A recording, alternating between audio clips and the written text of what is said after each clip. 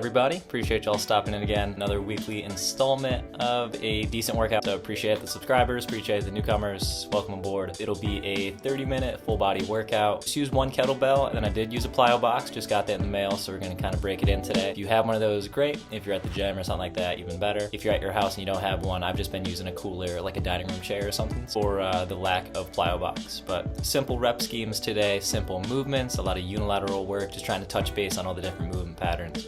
So we're getting the hinging, some squatting, and then upper body pushing and pulling as well. Hello. Hop right on into it. We got a 5-minute warm up. If you're comfortable with all the movements, let's just let this play out. If you're uncertain with some of the movements, you can hop at the back. We'll have all the videos kind of dissecting, going over some of the movement patterns. Pick your poison, and we'll see you on the other side. Bit of dynamic movement, getting the elbows, wrists, ankles, knees, hips, all that jazz, everything kind of warmed up and getting primed for movement. Watch me do it one time. We're gonna get through it about 5-6 times. So just hop in when you're ready and kind of have a grasp for the movements. Let's get warm. Oh, yeah.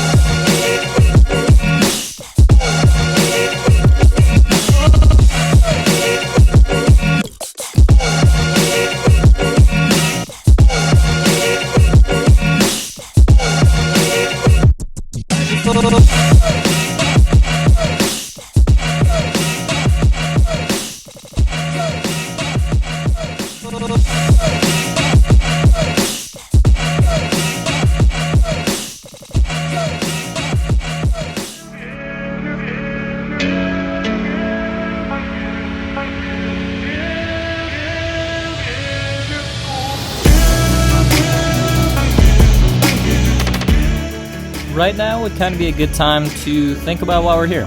Think about why we found this page, think about our reason for exercise, maybe set an intent, what we want to get out of this workout, kind of take an internal checklist for how we're feeling on the inside. If we got any achy breakies, if our glutes are sore, if our hips are sore, if anything's hurting, or if anything's feeling good, let's just take a little diagnostic test inside and out and a mental little checklist of what we got going on, get ourselves mentally ready for this one.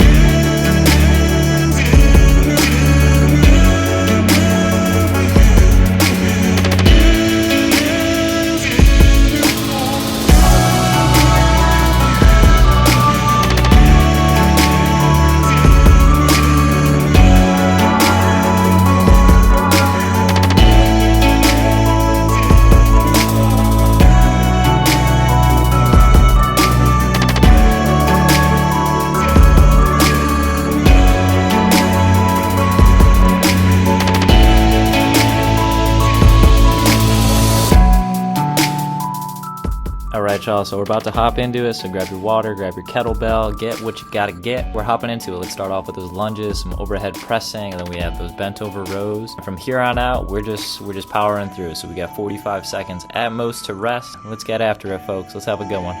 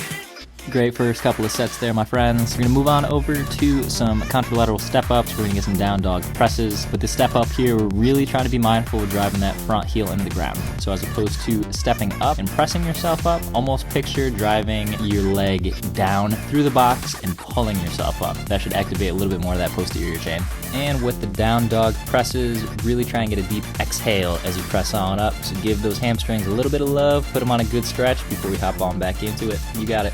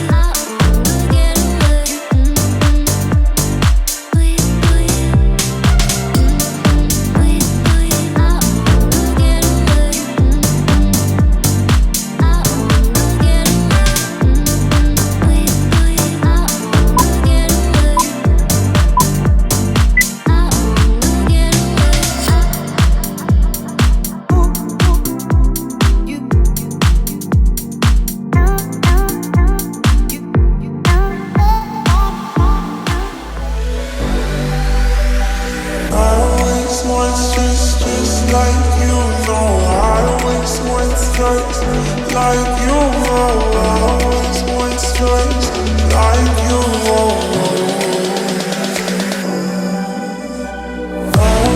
one strikes. Just like you know how to waste one strikes. Like you always one strikes. Like you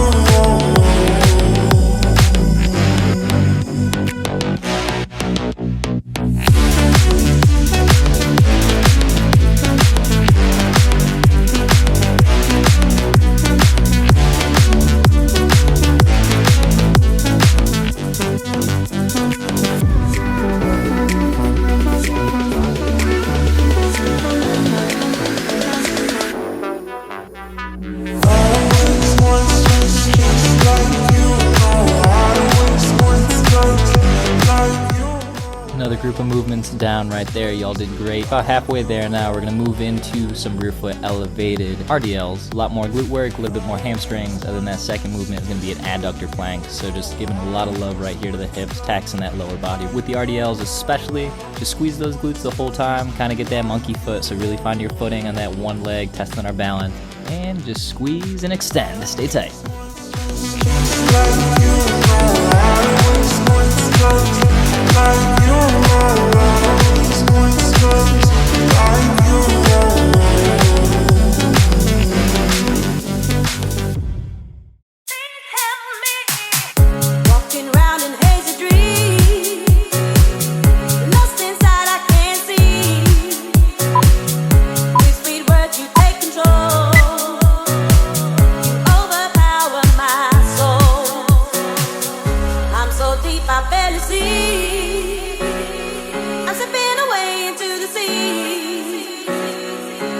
Inside the rabbit hole, set me free from you. Somebody please keep me from twisting, keep me from twisting, keep me from twisting, keep me from somebody please keep me from twisting, keep me from twisting, keep me from twisting. Somebody please help me, keep me from twisting, keep me from twisting, keep me from twisting, keep me from somebody.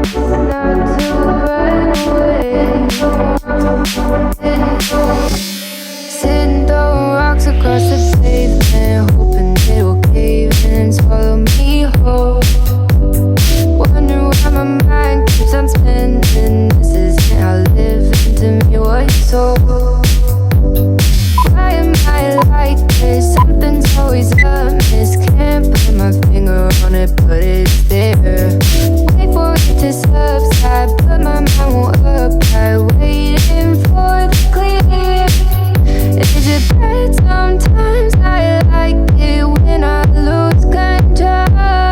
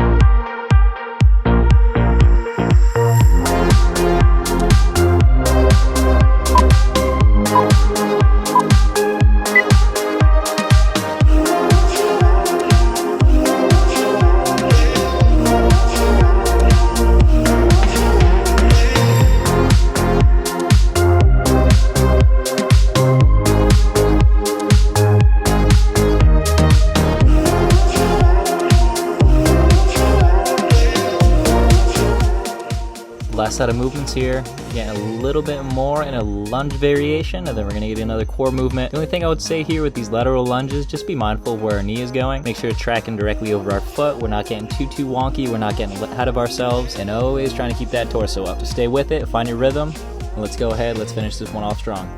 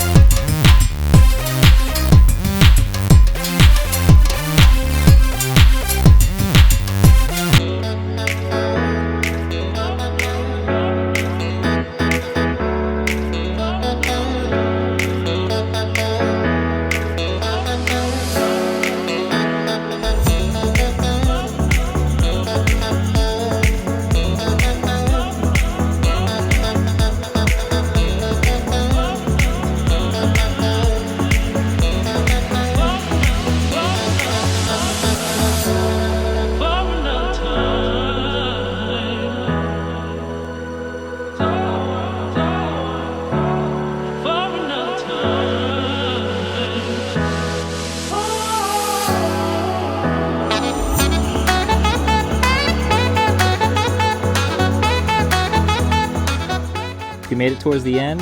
This is great. Let's make this last set the best set as always. Appreciate y'all stopping by. Let's get it.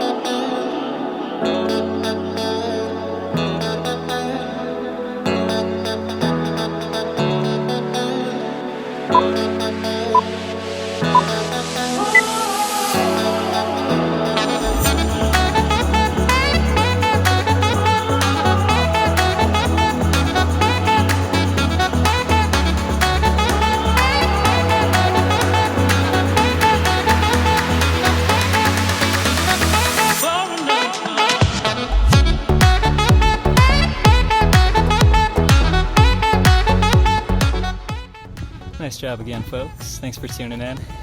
Another beautiful day down by the water. A lot of single leg stuff today. So a lot of different planes of movement. Got some lateral movement, got some hinging, some step ups, regular reverse lunges. So hopefully your legs are feeling it tomorrow, but nothing too crazy. As you can see, I got a new box. I've been using my cooler for a while on like my kitchen chairs, but I finally got this in the mail, so I figured we'd bust it out today. If you like it, drop a comment. Tell me you like it. If you did not like it, drop a comment, tell me I suck, and how I can make it better for you. As always, thanks for stopping in, making it till the end. We'll catch you next time.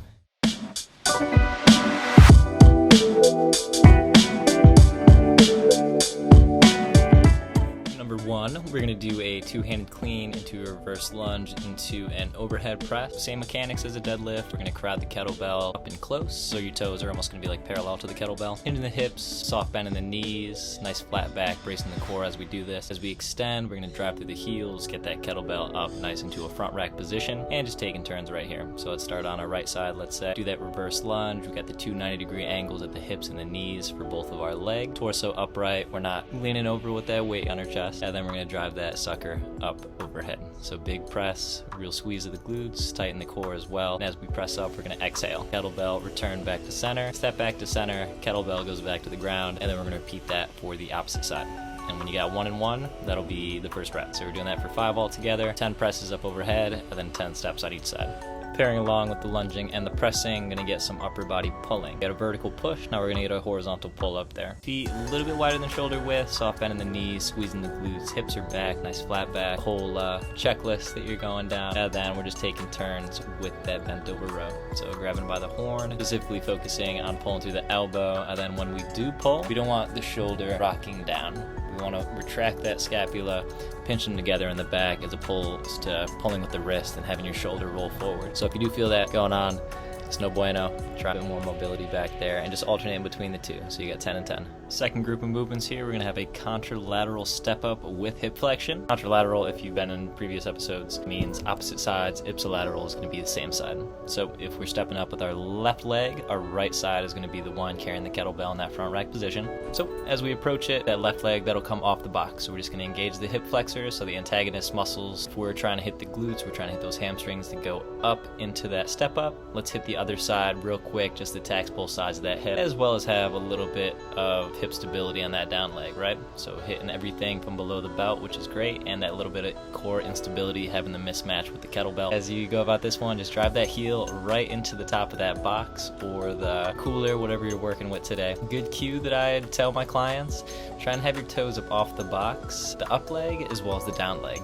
because a lot of people, they kind of rock into that step up and they press themselves up from the bottom leg as opposed to pulling themselves up with the top leg, if that kind of makes sense. You feel the difference. One's going to be a little bit more quad dominant and the other one will be a little bit more hamstring and posterior chain dominant. So play around with that, but primarily trying to keep your torso up, driving hard through that front heel. Pairing it up with those step ups, we're going to do an overhand release into a down dog push-up. I don't know if I like these or not, but I do them quite often and I never have a good time with them. But yeah, really good movement as far as overhead mobility, and then releasing from the press and everything in between push-ups. That's really good for that CNS. Get everything kind of engaged and then disengage from it, as well as give a little bit of relief to those hamstrings after we do some lower body work. The push-ups are difficult. By all means, you can modify them, go down to the knee, still get the overhead release, and then still do a press. Make a big snowman for about a 1 Mississippi and come back, get a big down dog. If your hamstrings are a little bit tight, you can kind of paddle it out, one heel down at a time, but try and give it a little bit of relief before we hop back into that next set. Rear foot elevated ipsilateral Romanian deadlift. So one leg, one arm. The kettlebell is going to be on the same side of the working leg. And yeah, just hinging as we normally would, so soft bend in the knees, shooting those hips back, bracing the core as we move about it, trying to keep that C out of the back, so nice neutral spine as we go down into this movement. And then on the way up, we're thinking bring the hips forward, so extend the hips as opposed to just lift that chest up. The issues arise when you take the focus out of the midsection, out of the hip oriented movement, and move it more so just into lifting my chest up, and that's where you get a lot of strain in that low back. So as we go, really try and dig that front heel into the ground. Let's squeeze the glutes and shoot our hips forward, extend through that. As we get situated, we don't want to be too far away from the box so that the hip flexors kind of want to stretch on the back side. So just elevate it a little bit, take it out of the equation, but have it in a comfortable place. I had the box on top of my foot. It is a squishy box. It felt pretty nice. But if you're, working on a cooler or one of those hard boxes at the gym or something like that, you can totally curl your toes under, give yourself a little bit of cushion so you're not right up against that rough edge. I don't think it makes any much of a difference which way that foot is placed back there. So find a good distance, big in the glutes, keeping that core nice and strong. Pairing with our RDLs, we're going to get a little bit of hip health, so we're going to work our adductors. So moving into a side plank, if you're on a box, that's great. If you are only on the ground, we can kind of accommodate for you. I'll go over that. But the outside leg is going to be the one that you're planking on. So the inside leg is always going to be held up off the ground, really working the inside hip muscles that we don't really pay too much attention to, which are great for stabilization, really big in the squats and deadlifts, anything lower body, we're using those adductors. Just hold that up in a side plank. If you want more of a challenge, you can hold a kettlebell or a dumbbell up overhead. That's a little bit out of my league, but I'm gonna go for it. Hold it for 20 seconds. If you're on the ground, you can kind of mimic the same idea as a box. You're not gonna feel it as quite as intense because of the lever arms are gonna be a little bit different.